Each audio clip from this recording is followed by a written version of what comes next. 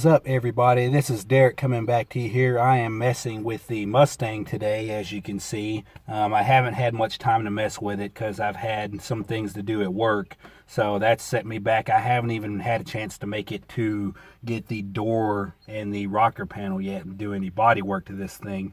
But while I'm right here for a second today, I'm going to talk to you guys about the programmer that I have. This programmer right here is the SCT. It is the SF3 Power Flash, and the product number is 3015. This is for most Ford V8s, whether it be diesel or, you know, your Mustang. It works with the V6 Mustang and all these other things. I do have a check engine light that has a rose here. And let me start this thing. So as you can see, there's a check engine light. I still have the airbag light flashing right there because of this oh so wonderful steering wheel that has the harness for the airbag just laying down right there. The oil pressure sending unit just started acting up on me too, so I'm gonna have to replace it. But other than that, the car is coming together. It's just coming together slow. Like I said, I do these flips in my spare time, and when you're as busy as I can get, sometimes it's hard to do those things. But anyway, I will plug this thing up here and let you guys take a look at it. Let's get this thing plugged up here. Okay. All right, you guys heard it come on there. It does a little dance and stuff like that. Okay, so where you want to go for this scanner is you want to pick program vehicle. And so you pick program vehicle and you go to install tune, okay, and it tells you a disclaimer and all that stuff, basically saying that they're not held responsible if you tune it wrong and you blow the thing up. But anyway, moving forward, so this is going to be most likely a custom one. I'm not too sure yet. Let's see what's going on here. Let's try pre-programmed first and see what happens. Okay, and it says turn key on. The car is on, so let me turn the car off. Okay, and then let me turn the ignition on. Okay, and the ignition's on. All right, and we come back here and it says press select with key on. Key's on, so it's identifying the vehicle right now. So this was a tuner that I used on my it was my 06 F350 Power Stroke cabin chassis with the 6.0 that had deleted EGR, but the EGR problem kept arising. I bought the truck like that, and I bought this tuner. I got this tuner off of Facebook for like $75, which was unreal. The guy tested it, and I was like, yeah, there's no way this is going to work, but it's a good tuner. But anyway, it allowed me to delete the EGR and delete some other things and turn the truck up, and that thing moved like a beast. And then after that, I sold it, and because I was going to be starting a hot shotting business, and I just kind of fell off the map with that. But anyway, I sold it and got a 7.3 Power Stroke. It was like a 01, if I'm not mistaken, F350 Super Cab with an 8-foot. It was a dually. And it worked magic on that thing too. So this thing stretches back pretty far as the Power Strokes go. But I had it just laying around. I've been trying to sell it and nobody wants it. Well, I haven't tried to sell it that hard. I put it out. Actually, I don't think I put it on Facebook yet at all. I think that's my other tuner. But anyway, okay, it says, moving on here, it says turn the key off. So we're going to turn the key off, and then we are going to hit select again. Okay, and so now it's asking if it's a V6 Mustang. You can actually scroll through this. It already knows what kind of Mustang it is, you know, via plugging it in and stuff, but it's not a, you know, of course it's not a V6 Mustang, so you can pick between V6, Mustang GT, and Mustang Cobra, and then Crown Vic, and then back to V6. So, all right, we're going to pick Mustang GT, All right, and it says please wait. And I've already been messing with it a little bit, so it asked me if I want to keep the previous, and so I want to change. Okay, and we'll go to default options here. Okay, so right here it allows you to change what kind of fuel you're putting in this car. If you're just doing, you know, some normal daily driving, honestly, I would probably go with 97 or 91 octane. Okay, if you want to hit the track and you fill it up with a few gallons of premium, switch it to premium, because that does make a little bit of difference in horsepower. So we're gonna, for giggles here, we're gonna leave it on premium, and fuel economy. So you can change fuel economy to where you want this thing to get a little bit better fuel. I mean, we're not talking hybrid fuel mileage here, you know, or anything like that. But, you know, if you're driving this thing daily, you're driving it to and from work, and you want to just get good fuel mileage out of it while you're driving it, then by all means do that. But, you know, if you're going to be hitting the track, like I said, you want to probably leave it at normal. So, because those are the only two options this car gets, is fuel economy and normal. Okay, so we're going to leave it at normal. And okay, so now we're at injectors. Now it's asking it what kind of injectors you want, which is awesome. You know, it asks you if you have 24-pound injectors, if you have 30-pound. I mean, this thing does get in depth with what kind of injectors you have. So moving on here, it asks you what kind of mass airflow sensor you have, which is amazing. So this car has the stock one, so we're going to keep it at stock. All right, and the rear O2 sensors, like I said, on this car were missing. The harness is actually just dangling there.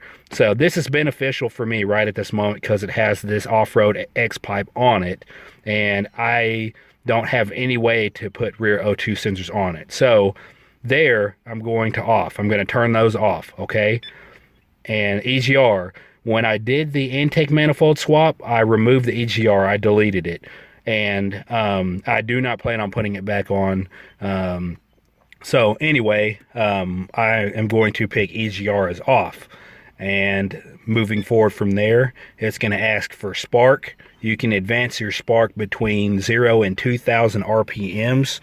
And you can also advance them between 2,000 and 4,000 RPMs and 4,000 to 8,000 RPMs, which this car is not going to make it to 8,000 RPMs.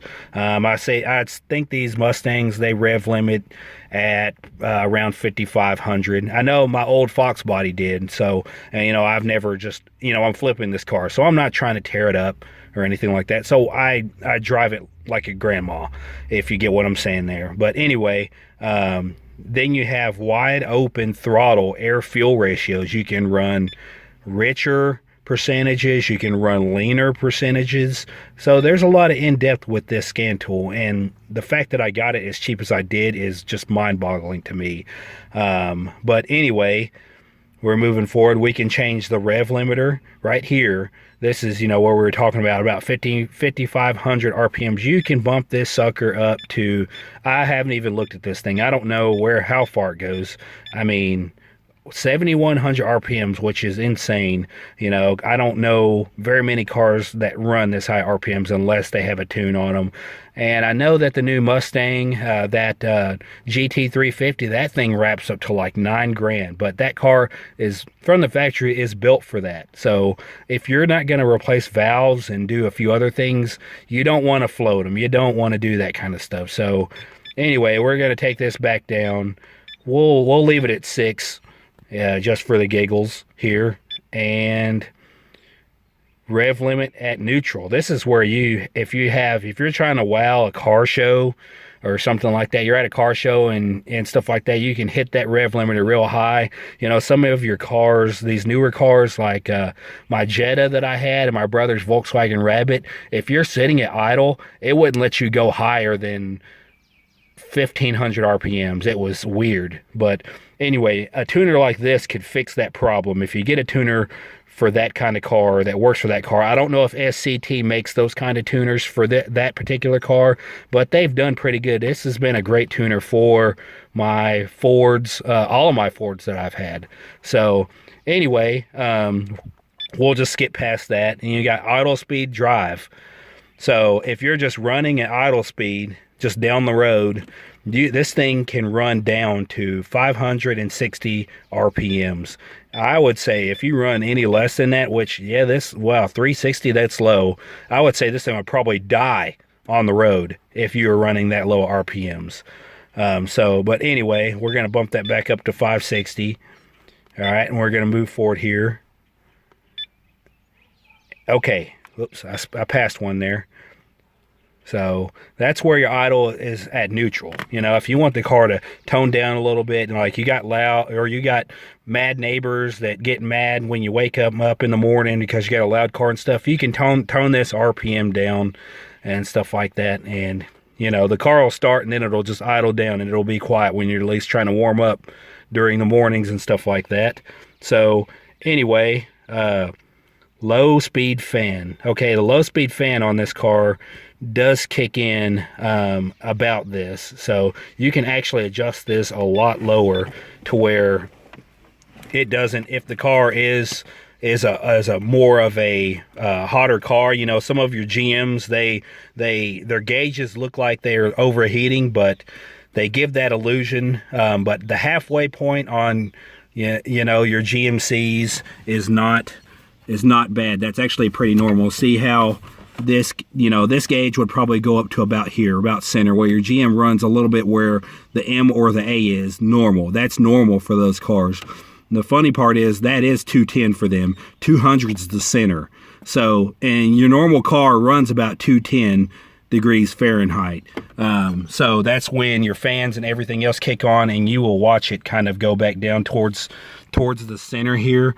But a lot of people freak out about your GM cars that do that kind of stuff. That's actually pretty normal for those. I've learned with my wife's car that we've had and stuff like that. So, but anyway, you can change low speed fans. You can change your high speed fan to kick on a lot faster, so that operating temperature maybe would be, you know, if you set it to 200, it'll run up to 210. So if you set it down to 180, it might run to 190. I don't know how most ECUs are these days on normal cars. Some cars with the emissions that they have to run at 210. And that's just pretty normal for those cars, and I don't know if that's a conflict with those particular cars. But anyway, moving forward here, wide open shifts. Now, the car is not an automatic, of course. It's a manual, as you can see with this horrible wood, you know, this wood stick boot shifter knob, goofy, whatever it is. Anyway, you can set wide open throttles if this particular car is an automatic, which it's not. So we're gonna move forward from this. So right here you can adjust shift pressure if you have a vehicle that's automatic. You know, you want it to shift a lot harder, which is something my Camaro does, which is pretty normal for the setup that's on it. Like I said, it's got a stall converter in it, and it's 323 geared, and it's a 4L60. So, and it's one of the better 4L60s in my opinion. So it does shift a little bit harder, which is fine by me with the setup that it has.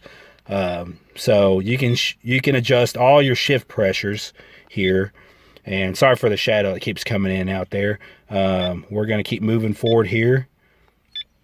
And okay, so that looks like that is it for this tuner.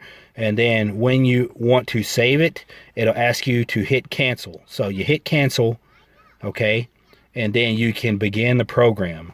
And I'm not going to get in depth with what it says when you begin the program. It's just going to ask you, it's not even going to ask you any more questions. It's just going to start loading, and then it's going to ask you to cycle the key and start the car. Then it's going to ask you to turn the car off, and then when the car goes off, you want to turn the ignition back on, and it will start to program the car. And the car's dash here will start to do all kinds of crazy stuff. I mean, gauges will move up and down. You'll see all these lights start flickering and just doing a crazy light show, and you'll even hear the stuff, the sensors and everything else under the car and under the hood start clicking and moving and doing all kinds of stuff. So this thing does dig in very well for a programmer, and I am super happy with this programmer, and I will gladly buy this programmer again. I might even buy it again for the Camaro. So if they offer one, a decent one for the Camaro, that might just happen. It is a 94, and I don't know what a lot of people offered as far as programmers for 94. So if you guys have some good insight, you know, comment below, you know, like and subscribe and all that good fun. All right. Thanks, guys. We'll see you later. Thanks for watching. Bye.